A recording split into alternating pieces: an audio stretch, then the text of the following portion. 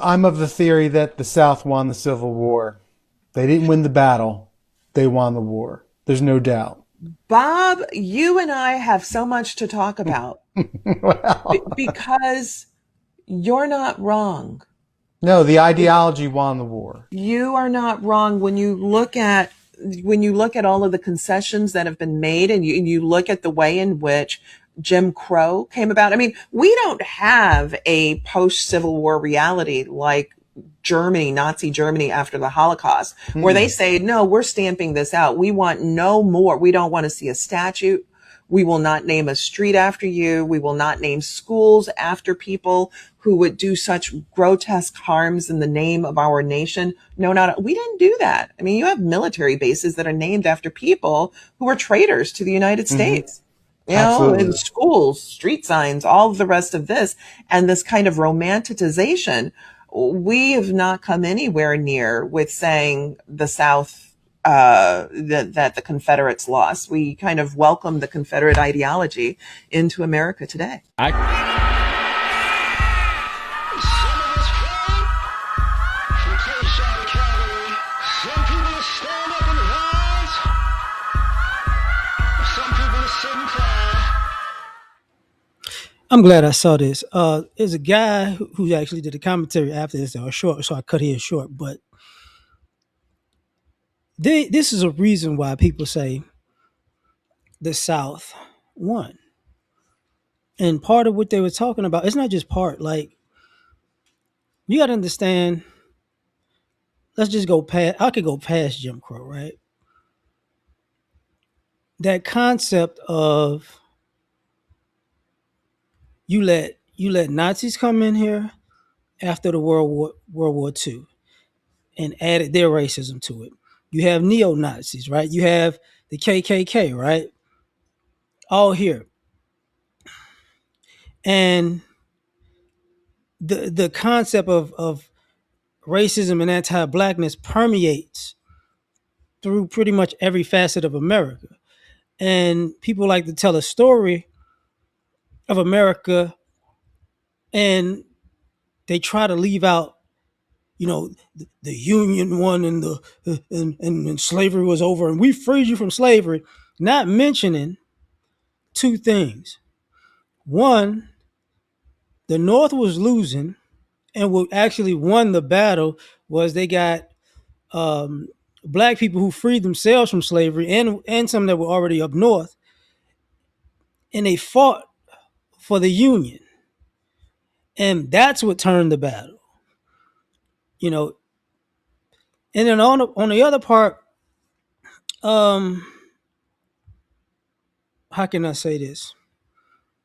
Like, even Lincoln didn't want to quote unquote end slavery per se. He didn't know how to keep the Union and free the slaves. He didn't know if he could do it. But that ideology that after it's all said and done, Confederate statues, pretty much a lot of places in America, um, things dedicated to people like J. Edgar Hoover, who was racist, he got stuff. Strom Thurmond, the senator, he got stuff. People forget even Joe Biden was considered racist for a very long time, you know, but Jim Crow Joe kind of thing. But and his mentors were avid racists, you know, Bull Connor. I'm not saying his mentor was Bull Connor, but David Duke being in the '80s trying to revamp the way that the Ku Klux Klan is looked at. I did a video recently about how the white guy was talking about how racist neo Nazis and all of that were joining the police force and military, which was already confirmed by the FBI years prior. And all of these incidents, you can see the racism permeating in society. You can see the anti-blackness permeating in society. So the even the concept of even the Statue of Liberty, right? Like, people forget that the Statue of Liberty, it's a gift from France to America, but they skipped the part of the story where the Statue of Liberty was originally a black woman, And when it got to New York, they sent it back to France because we're not doing that. So they had to take the face off and put a new face. That's why it's a white lady. But they kept the slavery chains on the lady's feet. That's why the bottom of the Statue of Liberty has chains on it. You get what I'm saying? Because it was the freedom, the liberty and freedom came from it was an enslaved woman. It was a black woman that was in slavery. So all the concept of freedom and American liberty and all that, white America couldn't deal with that concept. Like she said, like in Germany, it's like it's not necessarily a 180, but it's that this was our past. It sucks. We were wrong for this. Like they got a Jesse Owens stadium in Germany. Now you got to think about it. In America, still America took on, like I said, took on racists from all over the world. Like and it's part of people who immigrate to America. Part of them buy into the racism. So in essence, the North won, the Civil War, but the South's ideology became American ideology. You would see soldiers, they they used to have depictions, even in movies, of soldiers in the military with Confederate flags in the barracks. You get what I'm saying? So that's a thing. And all the way from, teachers. Teachers have their issues and their racial issues, and that's a thing. That's been a thing. The American system of teaching, pretty much anybody who wasn't white has went through that. We're gonna try to break your spirit and break your will, and we're gonna assimilate you into the way we want you to be. And it got more sanitized over the years. So people the racism permeates. It just doesn't exist the exact same way it used to exist, but things pop up over and over again. You remember like when the kid was wrestling a few years back and he was beating the kid and then they made him cut his hair off? You know what I'm saying? You can't wrestle unless you cut your hair off. No, what the fuck they got to do with the match?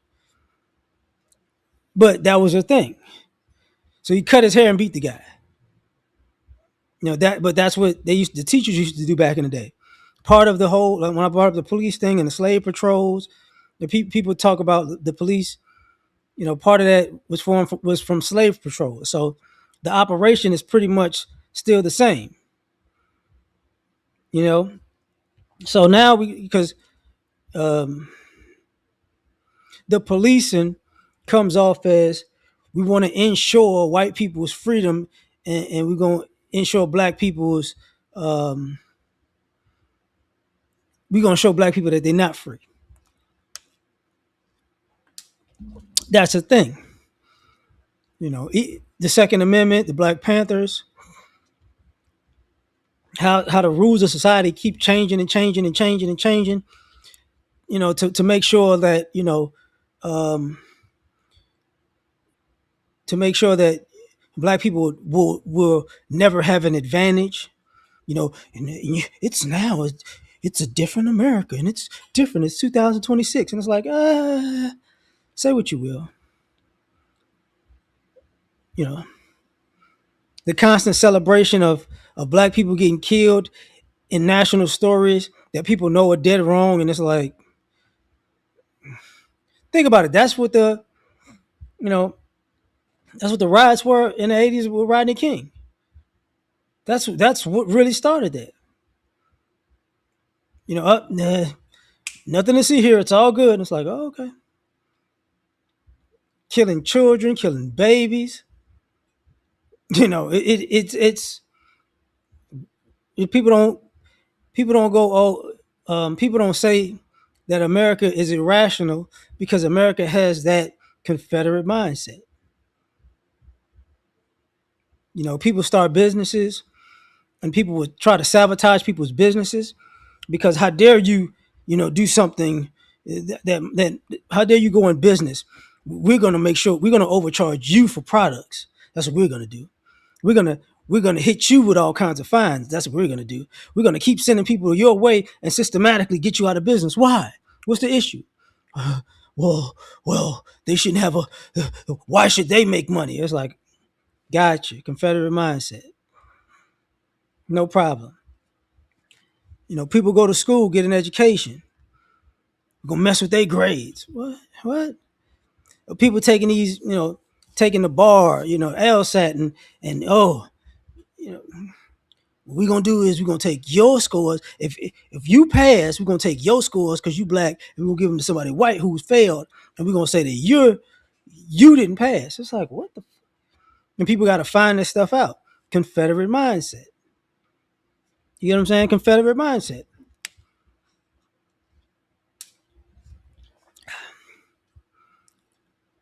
This is where the you're selling the home, or we gonna lowball you because how you can't make money. Oh, that house is worth $1 million. No, we can give you 400. Okay, we're gonna put a white family in here real quick. This house is worth $1 million. Confederate mindset. The appraisals. You know, I remember in Katrina, when Katrina happened in New Orleans, my great aunt had this nice house, 2-story house. And of course, everybody had left the city because of the storm. So while she was gone, she had probably been gone, a few weeks. By the time it died down and people could come back if they want to, my aunt saw her house get knocked down like on Good Morning America or something like that. One of the morning shows like that. She was like, okay, we can go home. And she's watching the TV and they have the bulldozer just. And she's like, what the? Because she had a nice house, prime real estate. So people was like, oh, okay. So she had to sue or whatever. She's like, I ain't going back now. Y'all done tore my beautiful house down.